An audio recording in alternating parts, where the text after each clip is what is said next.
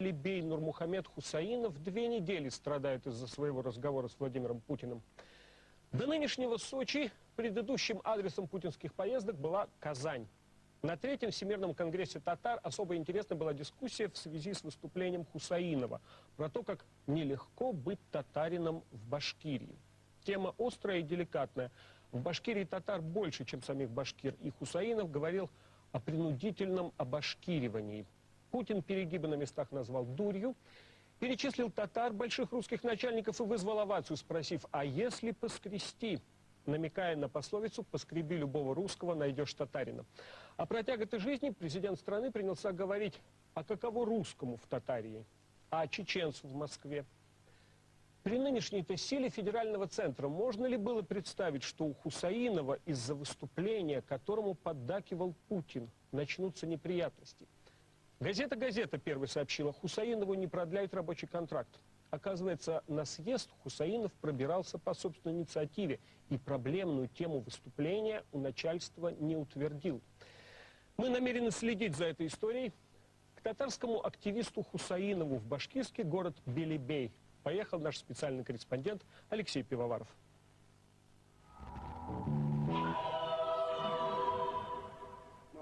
Настоящий акт составлен в том, что 31 августа сего года директор Хусаинов Н.Н. отсутствовал на рабочем месте. Подписи: инспектор отдела образования Хайдарова, методист Ткач и 3 заместителя. Город Белебей, 31.08.02.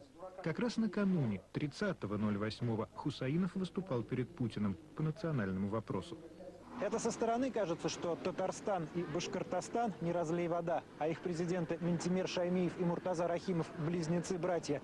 От директора гимназии Хусаинова страна и лично гарант Конституции Путин узнали, что татарину тяжело живется в Башкирии. Точнее, тяжело жилось, а сейчас стало еще тяжелее. Быть татарином в Башкирии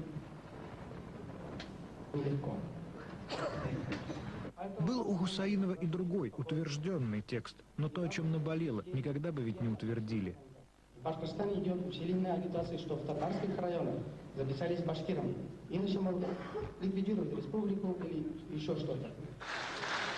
Как я только закончил, сразу взял слово и одобрил, и пожал руку, и спасибо сказал, что я благородное дело делаю. Вы знаете, что мне нравится вот в том, как проходит наша встреча?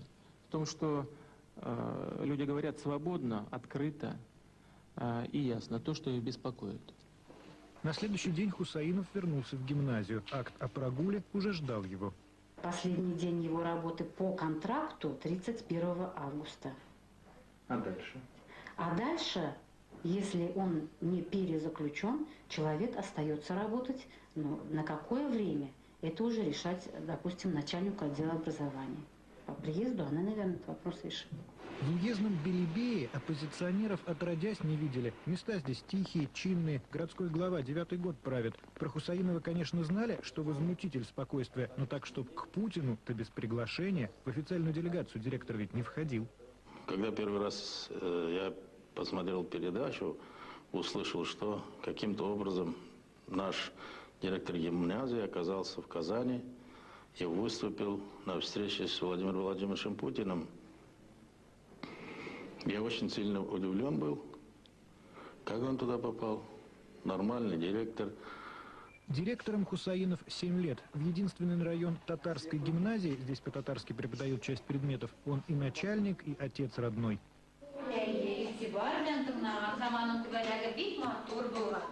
Татар оказалось в Башкирской республике больше, чем башкир. А это, естественно, раздражает. И, видимо, не только раздражает, какие-то неудобства чинит.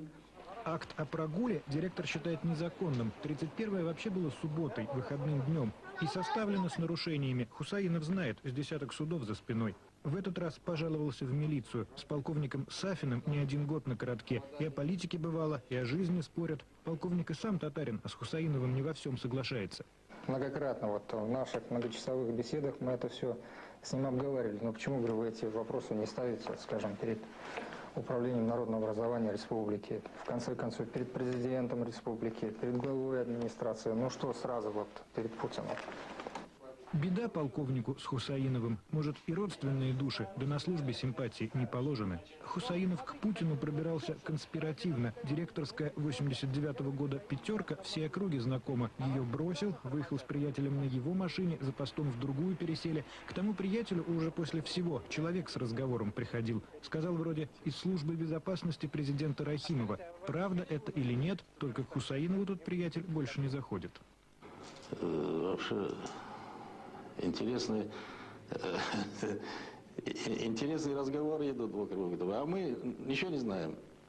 У нас нормальный учебный процесс идет во всех школах. Сейчас мы готовимся дать тепло. А вот вы можете объяснить, вот с кем вы боретесь, кто ваш враг? Ну, я бы так громко не назвал, что у меня враг есть. Есть оппоненты, шовинистически настроенное чиновничество, довольно высокое чиновничество в Башкортостане. А вот вас, ваши оппоненты, как вы говорите, обвиняют в том, что вы шовинистически настроены. Ну, шовинист – это тот, кто ставит свой народ выше других. А я просто добиваюсь того, что должно быть у моего народа. Признать татарский третьим государственным языком Башкирии, не записывать татар башкирами – вот хусаиновские требования. А то, говорит, скоро перепись сделают, как в прошлый раз. Это деревни, которые вот с 26-го года, 59-м, 70-м писались татаро-башкирские или татарские. Видите, да? И вот в 79-м году все они названы башкирскими. Итак, 373 деревень.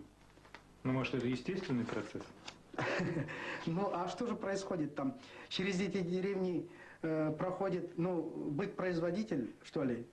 Директорская зарплата 3500. Жена штамповальщица на фабрике. Трехкомнатная квартира, старший сын сейчас в отъезде. По белебейским меркам Хусаинову не на что жаловаться. Даже среди чиновников, которые, может быть, сегодня меня при встрече ругали, но многие из них, по большому счету, сочувствуют мне, и что я не зря говорю, не зря я такой. Все, большое спасибо.